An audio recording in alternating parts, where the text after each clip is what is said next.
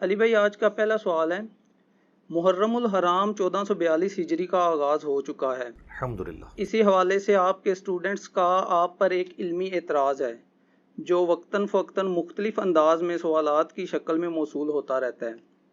اعتراض یہ ہے کہ آپ نے اپنے ریسرچ پیپر نمبر 5A میں حضرت معاویہ بن ابی سفیان رضی اللہ تعالیٰ عنہ کی غلطی رضی کو اللہ تعالیٰ اجتہادی غلطی کس بنیاد پر لکھا ہے، حالانکہ صحیح بخاری اور صحیح مسلم کی احادیث کی روشنی میں ایک باغی جماعت کو مجتہد کیسے کہا جا سکتا ہے جس نے امام برحق سیدنا مولا علی علیہ السلام کے خلاف نہ صرف خروج کیا بلکہ اس خروج سے توبہ کرنے کی بجائے مرتے دم تک ضد اور ہٹ درمی کا مظاہرہ کیا اور امت محمدیہ صلی اللہ علیہ وآلہ وسلم کے سیاسی نظام کو ناقابل تلافی نقصان پہنچایا جو آج تک ہم بھگت رہے ہیں۔ انا للہ و انا الیہ راجعون۔ انا للہ و انا الیہ راجعون۔ دیکھیں جی، میری تو پہلی ریکویسٹ یہ ہے کہ ریسرچ پیپر نمبر 5A میں یہ جو کچھ میں نے لکھا حضرت معاویہ بن ابی سفیان رضی اللہ تعالی عنہما کے حوالے سے، تو اسے آپ میری اجتہادی خطا سمجھ لیں، اور حقیقت حال یہ ہے کہ دعوت و تبلیغ کا کام بڑی حکمت کے ساتھ کرنا پڑتا ہے۔ سورۃ النحل کی آیت نمبر 125 میں اللہ تعالیٰ نے ارشاد فرمایا، اعوذ باللہ من الشیطان الرجیم، بسم اللہ الرحمن الرحیم، ادع الی سبیل ربک بالحکمہ، بلاؤ اپنے رب کی طرف، اس کے راستے کی طرف حکمت کے ساتھ، والموعظۃ الحسنہ، اور اچھے واعظ کے ساتھ، وجادلہم باللتی ہی احسن، اور مجادلہ کرو مخالفین کے ساتھ، علمی ڈیبیٹ کرو، مناظرہ نہیں، مجادلہ، اس طریقے پہ جو احسن ہو، یعنی اس میں کوئی گالی گلوچ نہیں ہونی چاہیے۔ تو یہ جو تیسری کیٹیگری ہے نا، مجادلہ کرنے والی، جدل ویسے کہتے ہیں جھگڑے کو، لیکن جب علم کے لیے بات ہو رہی ہو تو اس سے مراد علمی ڈسکشن یا ڈیبیٹ جسے انگلش میں کہتے ہیں۔ تو یہ مجادلہ کرنے کے لیے اور حکمت کے ساتھ اللہ کے راستے کی طرف بلانے کے لیے بعض اوقات کچھ چیزوں کے اوپر کمپرومائز کرنا پڑتا ہے انیشل ڈوز کے طور پہ، لیکن میں نے بڑی ایمانداری کا ثبوت دیا ہے۔ اس میں بھی آپ دیکھیں کہ اس ریسرچ پیپر نمبر 5A کے اینڈ پہ میں نے ایک جملہ لکھا ہے، نوٹ بالکل آخر میں، آخری نوٹ یہی ہے، جس کا مطلب ہے کہ یہ پہلی قسط ہے، اس کی دوسری قسط آئے گی جس میں اس کی کلیریفیکیشن موجود ہوگی۔ نوٹ، مکمل حقائق جاننے کے لیے ریسرچ پیپر نمبر 5B، واقعہ کربلا کا حقیقی پس منظر 72 صحیح الاسناد احادیث کی روشنی میں اس کا مطالعہ فرمائیں۔ تو ظاہر ہے کہ میں نے اس چیپٹر کو کلوز نہیں کیا بلکہ اس کو دوسری قسط کی طرف رکھا ہے۔ تو آپ لا الہ کے اوپر نہ رک جائیں، الا اللہ کی طرف بھی جائیں نا۔ یہ کیا دعوت کی حکمت کی وجہ سے، اور حیران کن بات ہے کہ وہ لوگ جو پہلے اس ٹاپک کو سننے کے لیے تیار نہیں ہوتے تھے، ناسبیت کا جو زہر اہل سنت کے ہاں گھولا گیا اس کی وجہ سے، وہ جب 5B پڑھ لیتے ہیں پھر ہمیں یہ مشورہ دے رہے ہوتے ہیں کہ 5A سے اجتہادی غلطی نکالیں۔ پہلے اس ٹاپک کو سننے کے لیے تیار نہیں ہوتے ہیں، اور جب وہ پورے حقائق جان لیتے ہیں تو اینڈ رزلٹ یہ ہے کہ ہم اپنی دعوت پہنچانے میں کامیاب ہو جاتے ہیں۔ 5A میں اجتہادی خطا لکھنے سے ہماری دعوت کو کوئی نقصان نہیں ہے، فائدہ ضرور ہے۔ ایسے ماحول کے اندر جہاں پہ اس کو ٹاپک بنانا بھی جرم سمجھ رہے ہوں لوگ اہل سنت کے ہاں، بریلوی، دیوبندی، اہل حدیث، تینوں میں آپ دیکھ لیں ناسبیت کس درجے تک گھسی ہوئی ہے، تو وہاں پر پہلے یہ منوانا کہ یہ بھی کوئی ایک ٹاپک ہے جس پہ صدیوں سے پردہ ڈالا گیا اور تصویر کا ایک رخ آپ کو بتایا گیا، دوسرے پہ جان بوجھ کے پردہ ڈالا گیا ہے، آپ کو صرف رافضی کی رٹ لگوائی گئی ہے۔ ناسبی بھی کوئی بلا کا نام ہے، کتابوں میں تو لکھی ہوئی تھی، اور وہ بیسیکلی بڑا فتنہ ہے رافضیت سے بھی، بلکہ رافضیت بائی پروڈکٹ ہے ناسبیت کی، یہ تو آپ کو نہیں بتایا گیا تھا۔ تو ایسے ماحول کے اندر اپنی دعوت کو لانچ کرنے کے لیے بعض اوقات حکمت کے ساتھ معاملات کو لے کے چلنا پڑتا ہے۔ آپ کو پتہ ہے وہ مولانا اسحاق مدنی رحمہ اللہ تعالی فیصل آباد والے، ان کے اسٹوڈنٹ ہیں کاشف بھائی، انہوں نے بھی مجھ سے بڑا گیلا شکوہ کیا اس کے اوپر. تو میں نے ان کو سمجھایا کہ کاشف بھائی آپ جس طریقے سے دعوت کو لے کے چل رہے ہیں نا, نیا بندہ کبھی بھی اس دعوت کو اس طریقے سے ایکسیپٹ نہیں کرے گا, کیونکہ بہت بڑی دراڑ آ چکی ہے. سنی شیعہ اپنے غلط عقائد پہ محکم ہوئے ہیں چند ایک پازیٹیو چیزوں کی وجہ سے, جو سمجھتے ہیں یہ ہمارا پازیٹیو پوائنٹ ہے, نیگیٹو چیزوں سے وہ اپنے صرف نظر کر لیتے ہیں. اہل سنت بھی اپنی چند پازیٹیو چیزوں کی وجہ سے اپنے عقائد میں محکم ہوئے ہیں اور اپنی نیگیٹو چیزوں سے صرف نظر کرتے ہیں. تو ایسے ماحول کے اندر اگر, چونکہ ہمارا تو پلیٹ فارم اہل سنت کا ہے, یہ ذہن میں رکھیے گا, میں نے یہاں پہ اصول الکافی نہیں رکھی ہوئی, یہ اہل سنت کی کتاب میں رکھی ہوئی ہے. منہج کے طور پر ہم اہل سنت کے منہج پہ ہیں, فرقے کے طور پر نہیں.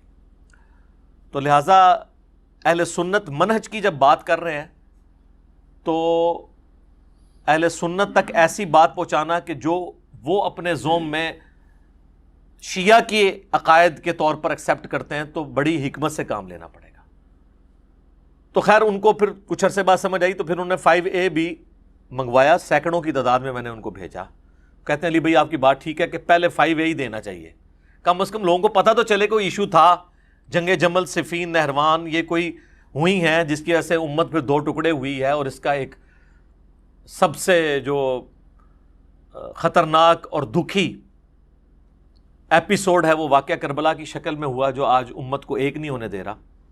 تو اس کے لیے 5A وہ 4 پیجز کے اوپر پہلے ایک انیشل دعوت کے طور پہ تو ضروری ہے. اس کے بعد خود لوگ پوچھیں گے جی کیا ہوا تھا, تو 5B دیں ان کو, 200 احادیث. اس ریسرچ پیپر 5B کا تعارف میں انشاءاللہ اینڈ پہ کرواؤں گا. تو لہٰذا 5B جہاں پہ ذکر آئے تو اس سے پریشان ہونے کی ضرورت نہیں ہے. تو یہ ہماری دعوت کی حکمت کا تقاضا تھا. باقی آپ یہ دیکھ لیں کہ صدیوں سے کیسا ماحول کریٹ کیا ہے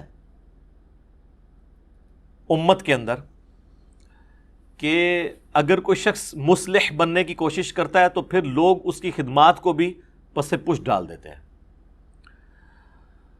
مولانا طارق جمیل صاحب حافظہ اللہ تعالیٰ کو دیوبند کے اندر ایک امام کی حیثیت حاصل ہے, اور حقیقت بات ہے کہ سارے علماء دیوبند نے مل کے دیوبندیت کی وہ خدمت نہیں کی جو ایک اکیلے بندے نے کی ہے. صرف انہوں نے ایک حدیث بیان کی, من کنت مولاہ فہذا علی مولاہ, حدیث متواتر ہے, جامعہ ترمذی میں موجود ہے, سنن الکبریٰ البیہقی کے اندر موجود ہے, المستدرک للحاکم کے اندر موجود ہے. یہ غدیر خم کی حدیث پہ میری ویڈیو 1 ملین سے زیادہ لوگ دیکھ چکے ہیں, آپ یوٹیوب پہ دیکھ سکتے ہیں. بس اس حدیث جو اہل سنت کے ہاں پائی جاتی تھی وہ بیان کیا تو جناب کہنے لگے یہ تو شیعہ عقائد کو پروموٹ کر رہا ہے. تو میں اس پہ ایک جملہ بولتا ہوں کہ مسئلہ یہ نہیں ہے کہ آپ انکاری ہیں, وہ کہتے ہیں ہم مانتے ہیں اس حدیث کو, مسئلہ یہ ہے کہ آپ اقراری نہیں ہیں. ہم کب کہتے ہیں کہ مولا علی کہنے کا کوئی انکاری ہے؟ اقراری بھی تو نہیں تھے. لال رومال والوں نے کبھی مولا علی لفظ کبھی مجھ سے پہلے یوز کیا تھا؟ وہ تو بلکہ بولتے ہوئے لگ رہا ہوتا ہے کہ یہ نیا نیا سیکھا ہے. جیسے ہمارے بعض پولیٹیشنز جب وہ نبی صلی اللہ علیہ وآلہ وسلم کا نام لیتے ہیں تو درود شریف صلی اللہ علیہ وآلہ وسلم لگ رہا ہوتا ہے کہ یہ بھی گھر سے سیکھ کے آئے ہیں. تو وہ بھی مولا علی جب کہہ رہے ہوتے ہیں تو لگ رہا ہوتا ہے کہ یہ نیا نیا سیکھا ہے. تو ظاہر تبدیلی تو آئی ہے نا. تو طارق جمیل صاحب کو دیوبندی علماء نے اور کٹر قسم کے جو دیوبندی فرقے کے عوام الناس تھے, انہوں نے کہا یہ تو فارغ ہو گیا. حالانکہ ہزاروں باتیں دیوبندیوں والی ہیں, ایک بات میں جو بات ٹھیک تھی یہ بھی نہیں کہ غلط کی ہے, صرف یہ کہ کی کیوں ہے, ضرورت ہی نہیں تھی کرنے کی, تاکہ وہ فرقے کی دراڑیں قائم رہیں, وہ خلاف ہو گئے. دوسری طرف ڈاکٹر طاہر القادری صاحب, مفتی حنیف قریشی صاحب بریلویت میں کتنا ایک منجے ہوئے علماء میں سے, ان کو بھی انہوں نے رافضی ڈکلیئر کر دیا صرف اہل بیت کی شان بیان کرنے کے اوپر. اہل حدیث میں مولانا اسحاق صاحب کو تو ریٹن میں 40 علماء نے فتویٰ لکھ کے کہا کہ یہ تو اسلام سے بھی خارج کر دیا, صرف فرقے سے نہیں, انہوں نے کہا یہ اسلام سے بھی خارج ہے, آؤٹ آف کانٹیکسٹ ان کی ویڈیوز کو یوز کر کے. تو اس سے ایک بات تو سمجھ آ گئی, جو میں نے مولانا طارق جمیل صاحب کو بارہا جب میری ڈسکشن ہوتی ہے ان سے, میں ان سے کہتا ہوں کہ آپ دیکھ لیں کہ آپ ایک بات میں اختلاف کریں تو آپ کا فرقہ آپ کو اٹھا کے پھینک دیتا ہے. تو مجھے بتائیں, میرا تو 20 باتوں میں سب سے اختلاف ہے, مجھے کون ایکسیپٹ کرے گا؟ آپ کو تو ایکسیپٹ ہی نہیں کیا انہوں نے. ایک بات کے اوپر، اور وہ بھی غلط بات نہیں تھی، لہٰذا ان پہ 4 تکبیریں پڑھ دیں.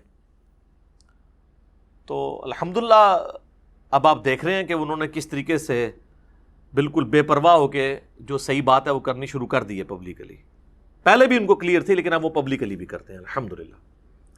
تو ایسے ماحول کے اندر دعوت لانچ کرنے کے لیے حکمت کو اڈاپٹ کرنا ضروری ہے، اور لوگوں کو یہ بتایا جائے کہ فضائل صحابہ احمد بن حنبل کی کتاب جو ہے اس میں 2 احادیث صحیح سند کے ساتھ موقوفاً مولا علی رضی اللہ تعالیٰ عنہ علیہ السلام سے ہیں کہ نبی صلی اللہ علیہ وآلہ وسلم کے ریفرنس سے ہی ظاہر ہے یہ علم الغیب والی خبر ہے کہ مولا علی کہتے ہیں کہ میری وجہ سے 2 فرقے گمراہ ہوں گے اور 2 فرقے دوزخ میں جائیں گے، ایک میری محبت میں غلوف کر کے اور ایک میری دشمنی میں غلوف کر کے. گمراہ بھی ہوں گے اور دوزخ تک بھی پہنچیں گے. اچھا، محبت میں گمراہ ہو کر دوزخ تک پہنچنے والا جو فرقہ ہے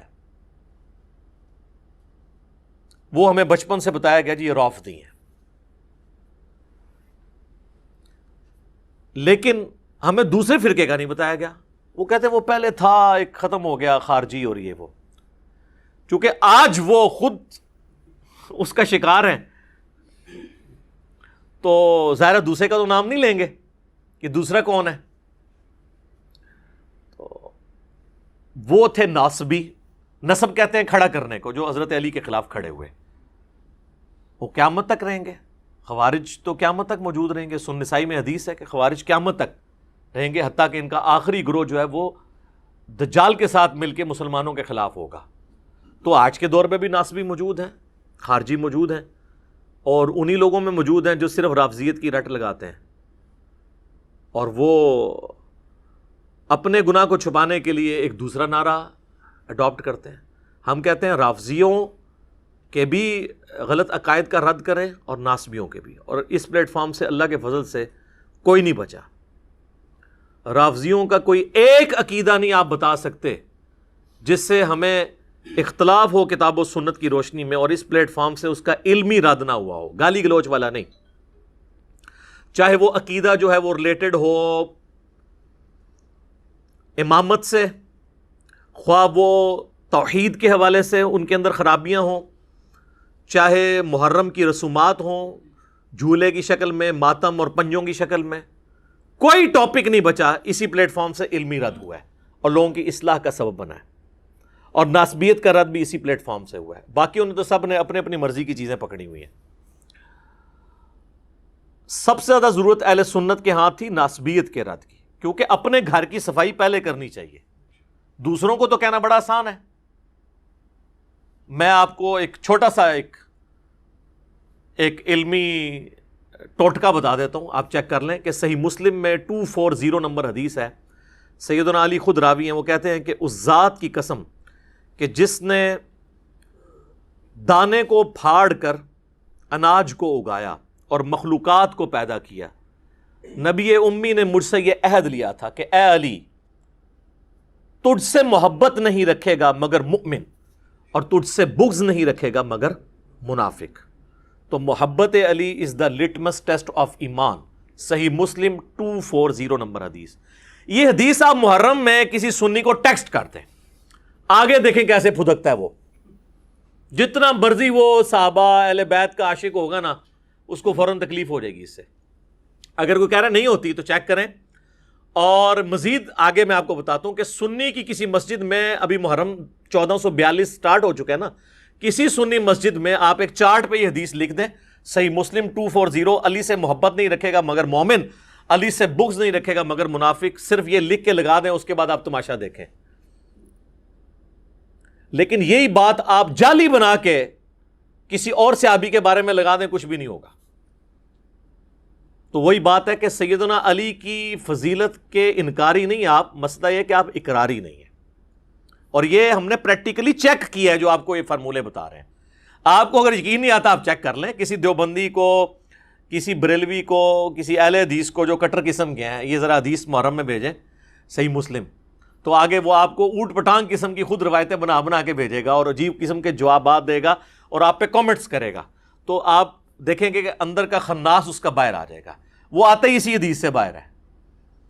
اور میں کہتا ہوں مولا علی کی شان میں نمبر 1 حدیث اس روئے ارض پہ اگر کوئی ہے نا، وہ یہی ہے، مسلم کی 240، کیونکہ یہاں پہ تو ایمان کی بات ہو رہی ہے۔ اور دوسرے نمبر پہ اگر کوئی حدیث ہے تو وہ ہے کہ علی کی میرے ساتھ وہی نسبت ہے جو ہارون کی موسیٰ کے ساتھ، مگر میرے بعد کوئی نبی نہیں، جو بخاری اور مسلم دونوں میں ہے۔ انبلیویبل چیز ہے۔ قرآن میں آتا ہے نا کہ حضرت موسیٰ نے دعا کر کے حضرت ہارون کو مانگا تھا۔ اس لیول کا رسول اللہ کے ساتھ کوئی سپورٹر تھا نا تو مولا علی تھے رضی اللہ تعالیٰ عنہ علیہ السلام۔ اور فرمایا کہ میرے بعد نبی کوئی نہیں آنا، یعنی سیدنا علی اگرچہ حضرت ہارون کی طرح نبی علیہ السلام کے سپورٹر تھے جیسا کہ وہ موسیٰ علیہ السلام کے، لیکن نبی نہیں تھے۔ تو کیا مطلب ہے کہ نبوت کے فوراً بعد اگر کوئی درجہ ہے تو مولا علی کا ہے۔ اور اس میں یہ بھی امپلائڈ ہے کہ اگر کوئی اور نبی ہوتا تو مولا علی اس کے لیے ڈیزرونگ تھے، جس طرح کہ جامعہ ترمذی میں صحیح سند سے حدیث ہے کہ میرے بعد اگر کوئی نبی ہوتا تو عمر ہوتا، یعنی یہ فضیلت کے طور پہ، جیسے قرآن میں بھی آیا قل ان کان للرحمن ولد فانا اول العابدین، اے نبی فرما دو بالفرض اگر اللہ کا کوئی بیٹا ہوتا تو سب سے پہلے میں اسے پوج رہا ہوتا۔ یہ سمجھانے کے لیے، اس سے کوئی لم یلد ولم یولد ختم نہیں ہو گیا، یہ بات سمجھانے کے لیے۔ تو یہ جو فضیلت ہے سیدنا علی رضی اللہ تعالیٰ عنہ کی، لٹمس ٹیسٹ آف ایمان، صحیح مسلم 240، علی کی میرے ساتھ وہی نسبت ہے جو ہارون کی موسیٰ کے ساتھ، بخاری مسلم دونوں میں حدیث۔ اور تیسری ہے من کنت مولاہ فہذا علی مولاہ، غدیر خم کی حدیث۔ یہ 3 ٹاپ آف دا لسٹ فضائل ہیں، ویسے تو بہت زیادہ ہیں۔ المستدرک للحاکم میں صحیح سند کے ساتھ امام احمد بن حنبل کا قول ہے کہ ذخیرے احادیث میں سب سے زیادہ احادیث جس شخص کی فضیلت میں ہے وہ علی ابن ابی طالب ہے رضی اللہ تعالیٰ عنہ علیہ السلام۔ صلاۃ بر محمد و آل محمد، اللہم صلی علی محمد و علی آل محمد۔ تو اب اس ماحول کے اندر اجتہادی خطا والا جو ہم نے ایک دعوت کو لانچ کرنے کے لیے حکمت اڈاپٹ کی ہے، آپ اس حکمت کو سمجھیں۔ اب اس خطا کے حوالے سے بھی تھوڑی ڈسکشن ہو جائے۔ صحیح بخاری اور صحیح مسلم دونوں میں یہ حدیث موجود ہے، متفق علیہ، اور بخاری میں ذرا ڈیٹیل کے ساتھ ہے، انٹرنیشنل نمبر کے مطابق 2812۔ مسجد نبوی کی تعمیر کے دوران یا غزوہ خندق میں خندق کھودتے ہوئے، ان دونوں میں سے کوئی ایک موقع تھا۔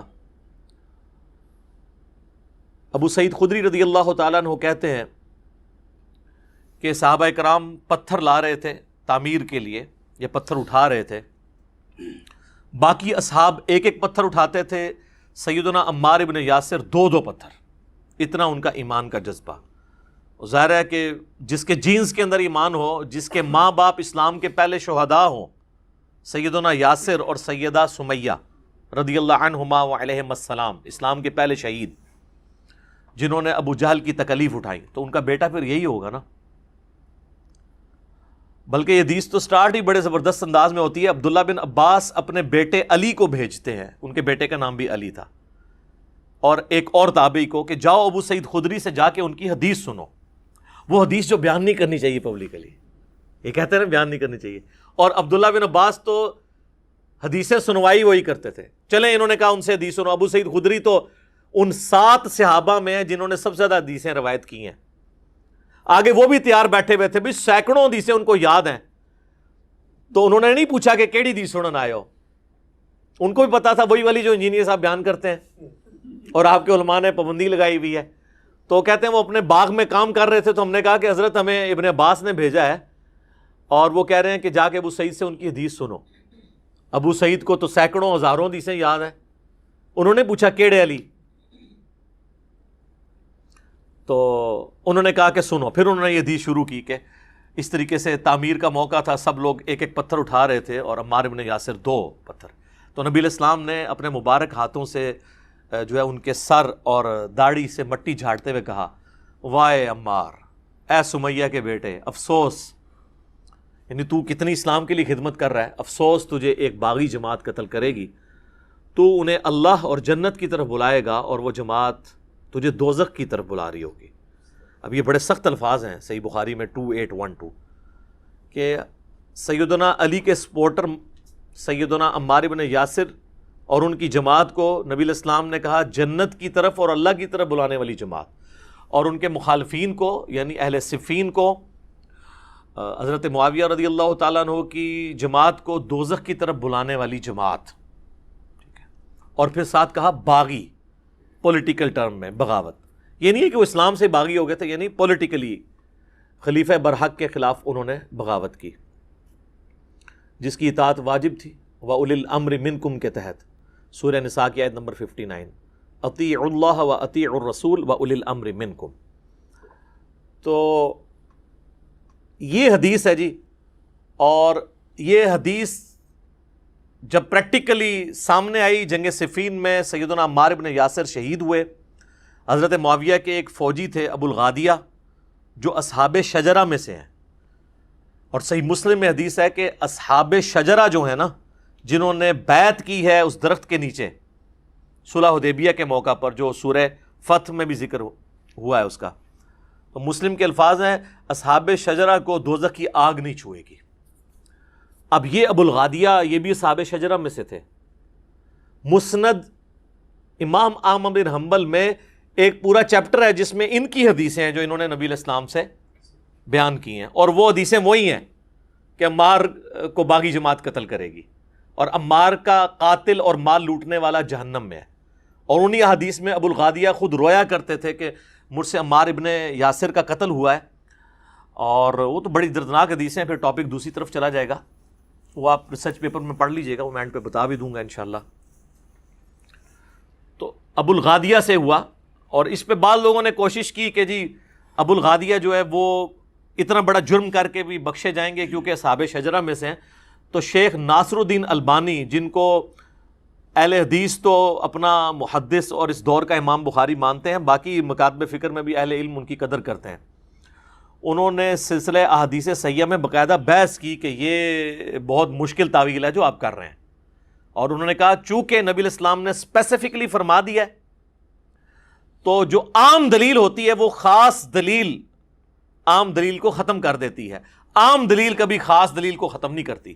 اور یہ اہل حدیثوں کو بات پتہ ہے، جب ہم انہیں کہتے ہیں نا وَإِذَا قُرِئَ الْقُرْآنُ فَاسْتَمِعُوا لَهُ، تو وہ کہتے ہیں یہ تو جنرل ہے، ہم اس کو ختم کرتے ہیں لا صلاۃ لمن لم یقرأ بفاتحۃ الکتاب سے، وہ کہتے ہیں وہ خاص ہے کہ جو فاتحہ نہیں پڑھتا اس کی نماز نہیں ہوتی، لہٰذا یہ جو جنرل آیت ہے اس میں یہ ایک تخصیص آ جائے گی کہ فاتحہ آپ پڑھ سکتے ہیں امام کے پیچھے بھی، ایک علیحدہ سے ایک ٹاپک ہے۔ یہاں پہ وہ بھول جاتے ہیں کہ جب اسپیسیفکلی آ گیا کہ عمار کا قاتل اور مال لوٹنے والا جہنم میں ہے، المستدرک الحاکم میں حدیث ہے، مسند امام احمد میں، تو وہ عام والی بشارت اس سے گئی، لیکن یہ ہمیشہ کے لیے جہنم میں نہیں، الٹیمیٹلی ہر مسلمان کو جس نے ایک دفعہ بھی کلمہ پڑھا ہے وہ جنت میں جانے میں انشاءاللہ کامیاب ہو جائے گا۔ باقی یہ آخرت کے معاملے میں نے آپ کو ایک ٹیکنیکل بحثیں کی ہیں، اللہم اجرنا من النار، آمین ثم آمین۔ تو یہ حدیث، اور اس کے بعد جب یہ سارا معاملات ہوئے تو پھر اہل سنت کے ہاں یہ چیز اسٹیبلش ہو گئی کہ حضرت علی رضی اللہ تعالیٰ عنہ کی ساری جنگیں حق پر مبنی تھیں اور مخالفین باغی تھے۔ البتہ اس میں اختلاف ہے کہ مخالفین کی جو بغاوت ہے وہ اجتہادی خطا کے طور پہ شمار کی جائے گی یا ہٹ درمی کے اوپر، اس میں اختلاف ہے۔